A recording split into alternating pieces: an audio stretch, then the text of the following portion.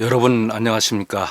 러시아의 대문호 도스토옙스키가 젊은 시절 사형 집행 직전 기적같이 살아난 후에 동생한테 써보낸 편지의 한 토막을 소개하며 저의 첫 방송을 시작합니다. 지난날 실수와 게으름으로 허송세월했던 날들을 생각하니 심장이 피를 흘리는 듯하다. 인생은 신의 선물. 이제 내 인생은 바뀔 것이다. 다시 태어날 것이다. 여러분은 후회 없는 인생을 보내고 계신가요? 오늘의 주제는 인생의 판을 새로 짜라, 이렇게 정했습니다. 우리나라 역대 최장기 베스트셀러 1위에 올랐던 책이 있습니다. 심리학의 3대 거장 아들러의 사상을 다룬 미움받을 용기란 책입니다. 이 책에서 아들러는 인생의 과제는 두 가지가 있다고 합니다. 첫 번째 과제는 자신의 개인 역량과 능력을 최대한 발휘하여 성장, 성공하는 삶으로 이끌며 자기 발전을 이루는 삶입니다. 두 번째 과제는 이웃과 연대하여 함께 더불어 사는 삶입니다. 사회 공동체 일원으로서 소속감을 갖고 사랑하고 배려하며 공헌하는 것을 의미합니다. 이 두 가지 과제를 조화롭게 이루어가는 것은 우리의 책임이며 의무입니다. 그런데요, 인생의 두 가지 과제를 실현해야 할 세상의 모습은 어떠한가요? 한마디로 전쟁터와 다를 바 없습니다. 입시전쟁, 취업전쟁, 회사에 들어가서는 구조조정이나 정리해고의 벽을 넘기 위해 안간힘을 써야 합니다. 자영업 쪽은 더 심각합니다. 창업 후 5년 내 10명 중 9명이 문을 닫는다고 하니 그야말로 살아남기 전쟁입니다. 이 전쟁 같은 삶을 살다 보면 삶의 무게가 버거워 주저앉고 싶을 때도 있을 테고, 때론 삶의 끝자락까지 몰려서 모든 것을 포기하고 싶을 때도 있었을 것입니다. 결코 호락호락하지 않은 것이 인생입니다. 밀물처럼 침식해 들어오는 거친 세파와 싸워야 하고, 나를 겨냥해 들어오는 세상의 칼날과 맞서야 합니다. 이 격변의 세상 속에서 나는 내 인생의 주인이 되지 못하고 타인에 의해 좌지우지되는 수동적 삶을 언제까지 살아야 할까요? 내가 원치 않는 불편한 삶이 관성의 법칙처럼 계속되도록 내버려 둘 수는 없습니다. 지금까지 살아온 삶이 내가 원했던 삶이 아니라면 인생의 새 판을 짜고 새로운 인생을 만들어 가야 합니다. 그것은 험난한 세상에 맞설 수 있는 지혜를 갖춘 강하고 큰 사람으로 자신을 변화시켜 나가는 일입니다. 내가 크게 성장하면 세상의 눈치를 보지 않습니다. 세상을 내 의지대로 장악하고 리드해 나갈 수 있습니다. 그러나 현재의 작은 나로 머문다면 세상의 힘에 휘둘리며 살아도 산 것 같지 않은 현대판 노예처럼 아마 그렇게 살아가게 될 것입니다. 따라서 우리는 필사적으로 성장해 나가야 합니다. 저는 채널 이름을 필사적 성장으로 정했습니다. 인생을 바꾸려는 노력, 변화하려는 마음이 내 인생에 대한 책임이고 애정입니다. 우선 해야 할 일은 나 자신과 나를 둘러싼 현실을 맨눈으로 바라봐야 합니다. 자신을 객관화해서 내가 누군지, 남과 어떻게 다른지, 나의 강점과 단점은 무엇인지를 알아야 대책을 세울 수 있습니다. 그리고 나서 평범에서 비범으로 가는 변화를 시작해야 합니다. 그런데 명심해야 할 것은 나 자신이 변화의 가장 큰 걸림돌이 된다는 사실입니다. 이 세상 모든 것이 변하고 변하지 않으면 살아남을 수 없는 것이 세상의 이치임에도 변화하지 않으려고 발버둥 치는 것이 인간입니다. 왜냐하면 생각을 바꾸고 생활 습관을 바꾸는 것이 두렵고 불편하기 때문입니다. 그래서 대다수의 사람들은 좋은 변화보다 나쁜 안정을 택합니다.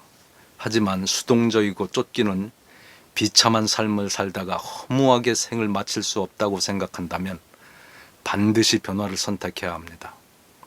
절실하지 않으면 변화할 수 없습니다. 절실하다는 것은 생존의 문제로 생각한다는 것입니다. 변화할 수 있는 유일한 방법은 생존의 문제로 인식하여 지금까지 나를 지배해온 나쁜 습관들과 전면전을 펼치는 것입니다. 확고한 신념과 결단이 요구됩니다. 니체는 낡은 나를 망치로 때려 부수라고 했습니다. 개인의 혁명은 자신의 껍데기를 죽이고 새로운 나로 살아가는 것입니다. 그러면 평범에서 비범으로 가는 변화의 과정에서 염두에 두어야 할 것은 무엇이 있을까요? 첫째, 책을 읽어야 합니다. 나를 변화시키는 중심에 있는 것이 독서입니다. 세상을 바라보는 눈을 키우고 통찰력을 갖게 하는 것은 지혜와 지식의 양입니다. 링컨은 책을 한 권 읽은 사람은 두 권 읽은 사람한테 지배당한다고 했습니다. 바로 독서의 깊이가 삶의 깊이입니다. 책에는 우주와 세계가 들어있으며 성공한 대부분의 사람들은 책으로부터 지혜와 지식과 정보를 얻었으며 인생의 답을 찾고 길을 찾았습니다. 인간에게는 한계가 있지만 그 한계를 뛰어넘는 것은 독서이고 탁월한 삶을 살고자 한다면 반드시 책을 읽어야 합니다. 두 번째, 나를 사랑하라. 나는 이 세상에 하나뿐인 위대한 존재입니다. 전 우주의 협력으로 만들어진 존재가 바로 나입니다. 그런데도 내가 보잘것없는 사람이라고 생각한다면 그 어떤 일도 할 수가 없습니다. 자존심이 높아야 무슨 일이든 힘있게 할 수 있습니다. 나를 믿으면 모든 걸 던질 수 있습니다. 나를 믿어주고 격려해주고 사랑하는 것이 모든 일의 출발점입니다. 셋째, 생각하고 숙고하는 삶을 살아야 합니다. 무슨 일을 하든 깊이 파고 들어가야 합니다. 그래야 깊이 스며듭니다. 책을 읽어도 행간을 읽으며 저자가 말하고자 하는 생각을 꿰뚫어야 합니다. 일을 할 때는 깊이 몰입하여 그 일의 이치를 깨닫는 것은 일하는 즐거움을 주고 행복하게 만들어주며 성장하게 합니다. 깊이 느끼면 의식까지 바꾸며 최고 속도로 배웁니다. 생각하지 않는 삶은 인간에게만 주어진 특권을 포기하는 것이며 인생을 발전시키는 법을 모르는 것과 같습니다. 넷째, 끊임없이 차이를 만들어라. 다른 사람과 차별화하는 유일함, 탁월함을 갖추어야 합니다. 그렇지 않으면 다른 사람과 구분이 없어지고 그저 비슷비슷한 삶이 되고 맙니다. 늘 더 잘할 수 있는 방법을 생각해내고 끊임없이 차이를 생산해내도록 해야 합니다. 다르게 생각하십시오. 같은 차원에서 아무리 노력해도 다른 차원으로 가는 길은 보이지 않습니다. 다섯째, 목표를 크게 하고 그릇의 크기를 키워라. 그래야 삶과 일을 넓게 볼 수 있다. 큰 목표가 없으면 각종 저항이나 어려운 상황에 닥치면 쉽게 포기하게 됩니다. 작은 충격에도 흔들리고 절망하고 좌절합니다. 사람은 자기의 그릇 크기만큼, 성장한 크기만큼의 인생을 살아갑니다. 큰 목표를 세우고 각고의 노력으로 한계에 도전하고 그 한계를 넓혀가는 삶을 살아갈 때 사람은 크게 발전합니다. 우리는 그것을 성장이라고 부릅니다. 마지막으로 시련과 고통에 대해서 알아봅니다. 시련 없는 인생은 없습니다. 시련과 고통 없이 우리의 삶은 완성되지 않습니다. 시련과 고통을 넘어설 때 위대함으로 갈 수 있습니다. 시련은 우리를 강하게 단련시키며 자신을 초월할 기회를 갖게 합니다. 시련과 고통이 시작될 때 인생의 가르침도 함께 시작됩니다. 사람이 죽음을 앞두고 의미를 갖는 것은 두 가지가 있다고 합니다. 하나는 사랑에 대한 것이고 또 하나는 시련과 어려움을 이겨낸 것이라고 합니다. 시련은 인생을 깊게 합니다.